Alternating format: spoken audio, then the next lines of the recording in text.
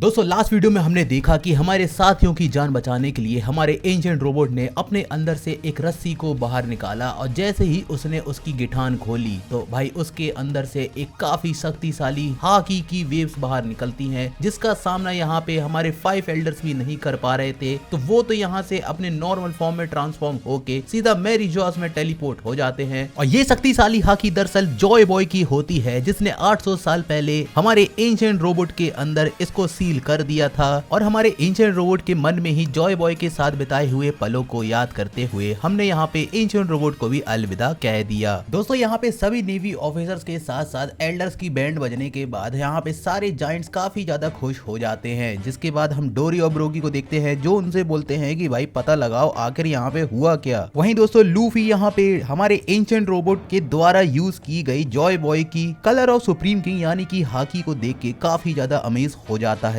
जिससे उसने यहाँ पे काफी सारे नेवी ऑफिसर्स के साथ साथ एल्डर्स को भी नॉक आउट कर दिया था। और जायंट्स के क्रू में से ही एक अपने आसपास नजर डाल के देखते हैं कि यहाँ पे ऑलमोस्ट सारी नेवी की शिप डिस्ट्रॉय हो गई हैं और उसमें सवार हुए काफी सारे नेवी ऑफिसर्स भी बेहोश पड़े हुए हैं। ये इन्फॉर्मेशन वो लोग डोरी ब्रोगी को बताते हैं कि भाई यहाँ पे सभी लोग नॉक आउट हो चुके हैं। और इस चीज पे यहाँ पे डोरी और ब्रोगी को भी विश्वास नहीं हो रहा था। साथ ही साथ वो लोग ये भी विश्वास कर लेते हैं कि वो सुपीरियर हाकी रेड हेयर यानी कि सेंग से भी ज्यादा पावरफुल हो सकती है। वहीं दोस्तों नेवी की शिप्स में मौजूद सेराफिम, जो कि अभी भी सी वाटर के बबल के अंदर कैद थे, तो वो यहाँ पे अपने आसपास पड़े हुए नेवी ऑफिसर्स को उठाने की कोशिश करते हैं, जो यहाँ पे उस हाकी के असर से नॉक आउट हो चुके थे। और वो यहाँ पे उनको बताते हैं कि भाई स्ट्रॉ हेड्स यहाँ से भाग रहे हैं, जल्दी से जाके उनको पकड़ो। वहीं दोस्तों लूफी चिल्ला के हमारे एंशिएंट रोबोट को थैंक यू बोलता है, क्योंकि उसने यहाँ पे उन सभी की जान बचा ली थी। जिसके बाद दोस्तों ब्रोगी सभी से बोलता है कि जब तक ये लोग यहाँ पे सो रहे हैं हम लोग यहाँ से निकलने की तैयारी करते हैं। और हम देखते हैं कि यहाँ पे सभी जायंट्स के साथ साथ हमारे साथी भी अब यहाँ पे एल्वाफ की तरफ निकल जाते हैं। और एल्वाफ जाने के लिए यहाँ पे सबसे ज्यादा एक्साइटेड तो हमको लूफी ही दिखता है, लेकिन इसी एक्साइटमेंट के बीच में लूफी के गियर 5 की लिमिट रीच हो जाती है और वो वापस से कमजोर और बूढ़े वाले रूप में ट्रांसफॉर्म हो जाता है। जिसके बाद लूफी की ये हालत देख के ब्रोगी उससे पूछता है कि स्ट्रॉ हैट क्या तुम ठीक हो? अगर तुम्हें भूख लगी हो तो हमारे पास और भी हकारी रखी हुई है। और दोस्तों यहाँ पे डोरी और ब्रोगी को अपने सामने देख के ऊसॉप काफी ज्यादा खुश हो जाता है, क्योंकि वो काफी सालों के बाद उनसे दोबारा से मिल रहा था। जिसके बाद वो उन दोनों को थैंक यू बोलता है, क्योंकि वो लोग यहाँ पे उनकी आके जान बचाए। और यहाँ पे ऊसॉप काफी ज्यादा खुश हो जाता है, क्योंकि अब फाइनली उसको एल्वाफ जाने का मौका मिल रहा है। जिसके बाद वो जीनवे को यहाँ से फुल स्पीड में आगे बढ़ने के लिए बोल देता है। और जायंट्स की शिप के साथ साथ हमारे साथी भी यहाँ पे एल्वाफ की तरफ आगे निकल जाते हैं। वहीं दोस्तों मॉर्गन की शिप में वो यहाँ पे सभी को ये बता रहा होता है कि दुनिया में काफी सारी अमाउंट की इंफॉर्मेशन इस वक्त स्प्रेड हो रही है, जिसको सुन के पूरी दुनिया के सभी लोग काफी ज्यादा पागल हो जाएंगे। और इसी चीज का फायदा उठा के वो सभी को बोलता है कि भाई क्राउड को और ज्यादा हाइप करो, हमारे पास काफी जबरदस्त ट्रैक्स हैं जिनका इस्तेमाल करके हम पूरी दुनिया में डर का माहौल बना सकते हैं, जिससे हम पूरी दुनिया को सबसे वर्स्ट पॉसिबल फ्यूचर पेश करके सभी के सामने दिखाएंगे, जिसकी मदद से उन्हें हमारा हर एक वर्ड रियल लगेगा। कुल मिला के भाई मॉर्गन यहाँ पे वही चीज करने वाला है जैसा कि हमारे न्यूज और मीडिया चैनल्स करते हैं, जो कि एक छोटी सी बात को बड़ा चढ़ा के दिखा के दुनिया के सामने सिर्फ अपनी टीआरपी बटोरते हैं। खैर दोस्तों मॉर्गन की ये सब बातें वीवी को पसंद नहीं आ रही थी, तो वो यहाँ पे गुस्से में उसको चिल्लाते हुए बोलती है कि साले एक तरफ वेगापंक पूरी दुनिया के सामने एक होप यानी कि आशा की किरण ऑफर कर रहा है, लेकिन मॉर्गन यहाँ पे वीवी की पूरी बात सुने बिना ही उसको शांत करा देता है और उसे अपने बिजनेस से दूर रहने के लिए ही बोलता है, क्योंकि अगर वो यहाँ पे चुप नहीं बैठी तो वो यहाँ पे उसकी लोकेशन सभी के सामने एक्सपोज कर देगा। जिस पे वीवी बोलती है कि तू यहाँ पे अपनी झूठी बातें स्प्रेड कर रहा है, तो मैंने यहाँ पे सच्चाई बोल के क्या तुझे ऑफेंड कर दिया? ये बात कान खोल के सुन ले कि जो स्मार्ट लोग होते हैं वो कभी भी किसी की झूठी बातों पे नहीं आते। और यहाँ पे वीवी की ये सब बातें सुन के मॉर्गन को काफी ज्यादा गुस्सा आ रहा था, तो ये सब देख के यहाँ पे वॉफल आके वीवी को शांत करा देता है और उसको समझाता है कि भाई अगर हमने इसको गुस्सा दिला दिया तो हमारे पास यहाँ से जाने की कोई और जगह नहीं बचेगी। खैर मॉर्गन हंसते हुए उसको बोलता है कि हाँ जो तू बोल रही है वो तो सच बात है, वेगापंक के अकॉर्डिंग ये दुनिया आगे चल के समुद्र के नीचे डूब जाएगी, लेकिन उस टाइम भी मेरा घर जो कि आसमान आसमान है वो सुरक्षित रहेगा। लेकिन वीवी आगे बताती है कि भाई अगर वैसा सच में हुआ तो एक तरफ जहां दुनिया मर रही होगी तो मैं इस तरह से अपनी जिंदगी जीने के बजाय उनके साथ मरना ही प्रेफर करूंगी। जिसके बाद वॉफल यहाँ पे वीवी को शांत कराते हुए मॉर्गन से थोड़ा सा दूर ले जाता है। खैर आगे मॉर्गन सभी को बताता है कि भाई हमारे पास काफी सारी बड़ी बड़ी खबरें हैं जिसको हमको दुनिया के सामने लेके आना है, जैसे कि एम्परर, ब्लैकबियर्ड और ट्रफाल्गर लॉ की लड़ाई, सैंक्स और किड पायरेट्स की लड़ाई, साथ ही साथ लूफी के वेगापंक को मारने की खबर, जो कि होता तो वैसे एक झूठ है, और ये इन सब को वो दुनिया के सामने लेके आने वाला है। वापस से एगहेड आइलैंड में चलें तो दोस्तों हम यहाँ पे सेंतामारू को देखते हैं जो यहाँ पे काफी ज्यादा घायल है और एक छोटी सी बोट में वो एगहेड आइलैंड अपनी आंखों के सामने जलता हुआ देखता है। वहीं पे उसकी नजर यहाँ पे किजारू पे भी जाती है और इसी बीच दोस्तों यहाँ पे आका इनू एगहेड आइलैंड में नेवी ऑफिसर्स को कांटेक्ट करने की कोशिश करता है, लेकिन कोई भी यहाँ पे उसका फोन उठाने वाला नहीं था क्योंकि ऑलमोस्ट सारे नेवी ऑफिसर्स तो यहाँ पे उस हाकी की असर से ही नॉकआउट हो चुके थे। तो किजारू जाके उसका फोन उठाता है और उसको बोलता है कि भाई तू काफी ज्यादा हल्ला करता है, लेकिन दोस्तों आका इनो यहाँ पे किजारू को फोन उठाते हुए एक्सपेक्ट नहीं कर रहा था। जिसके बाद वो उससे वहाँ की सिचुएशन के बारे में पूछता है तो किजारू उसको बताता है कि यहाँ पे ऑलमोस्ट सभी लोग अनकॉन्शियस स्टेट में नॉकआउट होके पड़े हुए हैं जो कि काफी लंबे समय तक तो उठने नहीं वाले। और ये सब सुन के आका इनो पूछता है कि भाई ऐसा क्या वहाँ पे हो गया। खैर सैटर्न यहाँ पे सेफ है कि नहीं ये भी पूछता है, पर दोस्तों यहाँ पे ऑलमोस्ट सारा का सारा एगहेड आइलैंड जो कि डिस्ट्रॉय हो चुका था। और ये सारे सीन को देख के सेंतामारू के आंखों से आंसू आ जाते हैं। और वहीं आका इनु से बात करते हुए किजारू उसको बोलता है कि जब यहाँ पे ये लोग होश में आएंगे तो मैं उनको तेरे से बात करने के लिए बोल दूंगा। और ये सुन के आका इनु का यहाँ पे थोड़ा सा दिमाग गुस्से में आ जाता है, लेकिन भाई यहाँ पे हमारा किजारू अपने बेस्ट फ्रेंड यानी कि वेगापंक की यादों को याद करता हुआ थोड़ा सा इमोशनल हो जाता है। और इसी बीच वो यहाँ पे आका इनु से पूछता है क्या तूने कभी अपने करीबी दोस्त को अपने हाथों से मारा है। और ये कहने के बाद किजारू को वेगापंक के साथ हुई अपनी सबसे पहली मुलाकात वाले दिन याद आते हैं। साथ ही साथ वो उन पलों को भी याद करता है जो उसने वेगापंक के साथ बिताए, जहां उन्होंने एक साथ मिलके एगहेड आइलैंड को अपने हाथों से ही बनाया।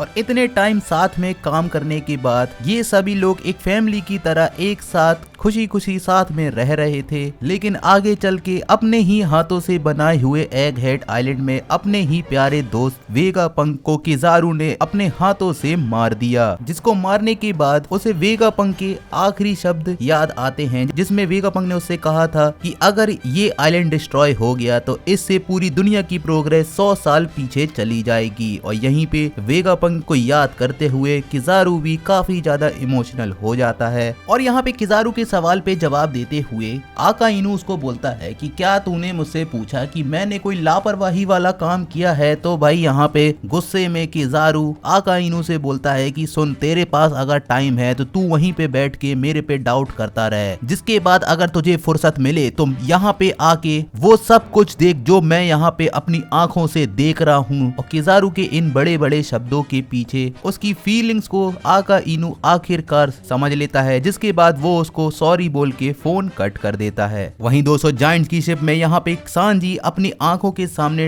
वेगापंक की डेड बॉडी को देखता है, जिसको वो अपने हाथों से बचाता हुआ यहाँ पे लेके आया था। और यहाँ पे सांजी वेगापंक को देखते हुए बोलता है कि मैंने आखिरी समय तक हार नहीं मानी वेगापंक, पर जो बातें तूने उस मोमेंट पे की थी जब हम लोग बोनी को बचाने के लिए नीचे आ रहे थे वो मैं अभी भी समझ नहीं पा रहा हूँ। क्या यही वो रिजल्ट है जो तू चाहता था? मुझे इसका जवाब चाहिए क्योंकि मैं अभी भी तेरी कही हुई बातों को समझ नहीं पा रहा हूँ। तो भाई देखो हुआ कुछ ऐसा था कि जब वेगापंक यहाँ सांजी और एटलस और फ्रैंकी के साथ बोनी को बचाने के लिए नीचे आ रहा था तो उस समय उसने उनसे बोला था कि मैं वहीं पे नीचे रुक जाऊंगा और तुम लोग मुझे बचाने की कोशिश मत करना, मुझे बस वहीं पे मरने देना। और यही मरने देने वाली बात सांजी को अंदर ही अंदर खाई जा रही थी। और दोस्तों फ्लैशबैक में स्टोरी में पीछे हम लोग चलते हैं लूफी के एगहेड आइलैंड में आने के 2 हफ्ते पहले वाले दिन में, जहाँ पे वेगापंक, शाका और पाइथागोरस पावर प्लांट में मौजूद कुछ अजीब सी रेटिंग को एनालाइज कर रहे होते हैं, जिसको देख के उन्हें पता चलता है कि किसी ने तो भाई यहाँ पे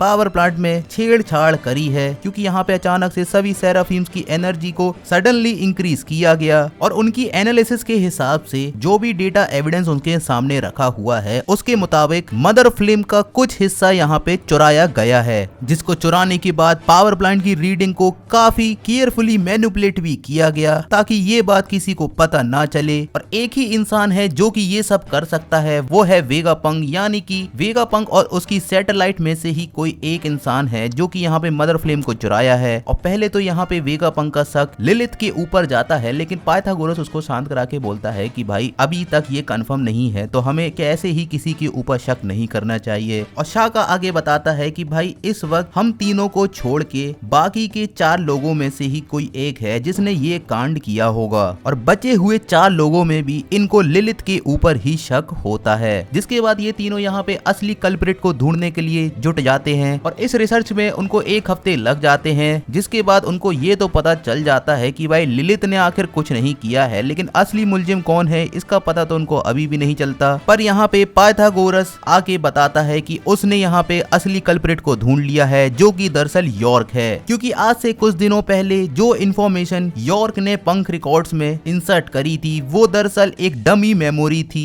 साथ ही साथ उनको ये भी पता चलता है कि आइलैंड में ही मौजूद कुछ सी बीस्ट वेपन्स को भी मैनिपुलेट किया गया है। और एक और बड़ा एविडेंस उन्हें ये भी मिलता है कि यॉर्क ने यहाँ पे एक लॉन्ग डिस्टेंस ट्रांसपोंडर स्नेल का यूज करके मैरीजोआस में कांटेक्ट किया है, जिसमें उसने एल्डर्स को ये खबर बता दी कि यहाँ पे वेगापंक वॉइड सेंचुरी की रिसर्च कर रहा है। और ये बात सुन के यहाँ पे वेगापंक भी शॉक में आ जाता है और उसे समझ में आ जाता है कि ये सब बातें यॉर्क ने जो लीक की हैं, इसी वजह से यहाँ पे साइबरफोल के एजेंट इन्वेस्टिगेशन करने के लिए लगातार एगहेड आइलैंड में आ रहे हैं। और अगले ही दिन उन्हें पता चलता है कि यहाँ पे लुलुशिया किंगडम को डिस्ट्रॉय कर दिया गया है। और इस खबर को सुन के वेगापंक बताता है कि उसके पास पूरी डिटेल तो नहीं है, लेकिन उसके मुताबिक जो मदर फ्लेम का हिस्सा चुराया गया था उसे यॉर्क ने कुछ सी बीस्ट वेपन्स का यूज करके ही गवर्नमेंट को सप्लाई किया। और हो सकता है कि गवर्नमेंट के पास कोई एंशिएंट वेपन हो जिसे उन्होंने मदर फ्लेम का यूज करके एक्टिवेट किया होगा, और उसी का इस्तेमाल करके उन्होंने आगे चल के लुलुशिया किंगडम को डिस्ट्रॉय किया। और ये सब चीजें सोच के भाई वेगापंक सोचता है कि ये सब कुछ तो भाई मेरा ही फॉल्ट है, अब मैं ये सब को लेके पब्लिक में नहीं जा सकता। तो वो ये सब सोच के भाई टेंशन में आ जाता है। और क्योंकि ये सारी सैटेलाइट यहाँ पे वेगापंक की ही ह्यूमन माइंड के अलग अलग थॉट्स का नतीजा है, तो वेगापंक के इंसानी दिमाग के अंदर ही कहीं ना कहीं लालच छुपी होगी, जो कि यहाँ पे यॉर्क के अंदर चली गई। खैर ये लोग यहाँ पे आगे डिस्कस करते हैं कि अगर ये लोग यॉर्क को पकड़ लेंगे तो इससे क्या कुछ होगा, लेकिन वेगापंक उनको बताता है कि भाई अब काफी लेट हो चुका है, क्योंकि जो लोग भी यहाँ पे वॉइड सेंचुरी को स्टडी करते हैं उन्हें इरेज कर दिया जाता है। तो भाई हम लोग को तो यहाँ पे मार दिया जाएगा, लेकिन यॉर्क को गवर्नमेंट कुछ नहीं करेगी, क्योंकि उसने यहाँ पे मदर फ्लेम उनके हाथों में दे के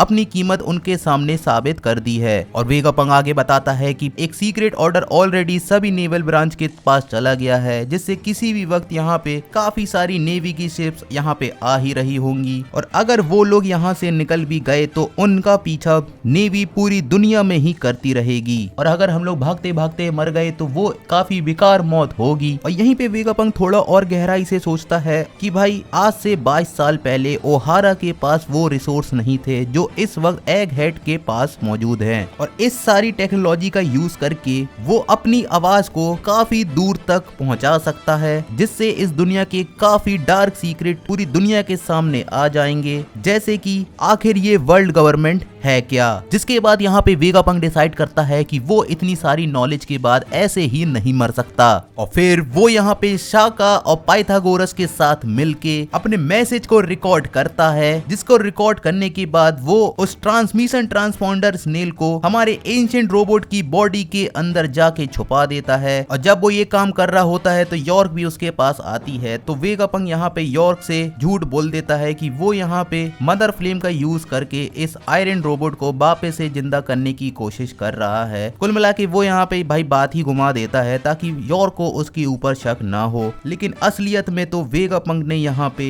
वॉइड सेंचुरी से रिलेटेड जितनी भी इंफॉर्मेशन उसके पास होती है वो सारी इंफॉर्मेशन को रिकॉर्ड करके पूरी दुनिया के सामने ब्रॉडकास्ट करने के लिए रेडी कर दिया था। खैर अपना मैसेज रिकॉर्ड करने के बाद वेगापंक शाका और पाइथागोरस से बताता है कि किसी को भी ये बात का पता नहीं चलेगा कि वो ट्रांसपोंडर स्नेल दरअसल उस आयरन जाइंट के अंदर मौजूद है, और जैसे ही उसकी यहाँ पे मृत्यु होगी वो ब्रॉडकास्ट मैसेज पूरी दुनिया में टेलीकास्ट होना स्टार्ट हो जाएगा। और ये इंश्योर करने के लिए कि ये बात किसी को भी पता ना चले, वेगापंक, पाइथागोरस और शाका अपने रीसेंट टाइम की मेमोरी को इरेज कर देते हैं। लेकिन वो लोग ये डिस्कस करते हैं कि आगे चल के उन्हें इस चीज का पता तो भाई कुछ भी करके लगाना ही होगा कि यॉर्क ने मदर फिल्म का कुछ हिस्सा चुरा लिया था, साथ ही साथ वर्ल्ड गवर्नमेंट उनके खिलाफ है, इस चीज का भी पता उन्हें लगाना होगा। और जब ये सब बातें उन्हें वापस से पता चलेंगी तो वो काफी ज्यादा सरप्राइज हो जाएंगे। लेकिन वेगापंक बताता है कि जो भी होगा भाई अच्छा ही होगा, और आगे चल के जो भी तैयारी हमने की है उससे जीत हमारी ही होगी। जिसके बाद दोस्तों अपनी मेमोरी इरेज होने के बाद ये तीनों जब वापस से उठते हैं तो उन्हें समझ ही नहीं आ रहा था कि भाई कि वो लोग इस रूम में आखिर कर क्या रहे हैं और वो यहाँ पे आखिर कैसे आए। लेकिन दोस्तों अपनी सारी बातों को वेगापंक एक लेटर में लिख के अपने जेब में रख लेता है, जिसको वेगापंक जब बाहर निकालता है तो वो देखता है कि भाई ये तो उसकी ही हैंड राइटिंग है, जिसके अंदर लिखा होता है कि भाई तुम लोग जब होश में आओगे तो तुम्हारे सामने काफी सारे सरप्राइज आएंगे। लेकिन मेन बात तो ये है कि गवर्नमेंट को पता चल चुका है कि तुम लोग यहाँ पे वॉइड सेंचुरी के ऊपर रिसर्च कर रहे हो, और आगे चल के जितनी भी बड़ी मुसीबत आएंगी उन सब से निपटने के लिए मैंने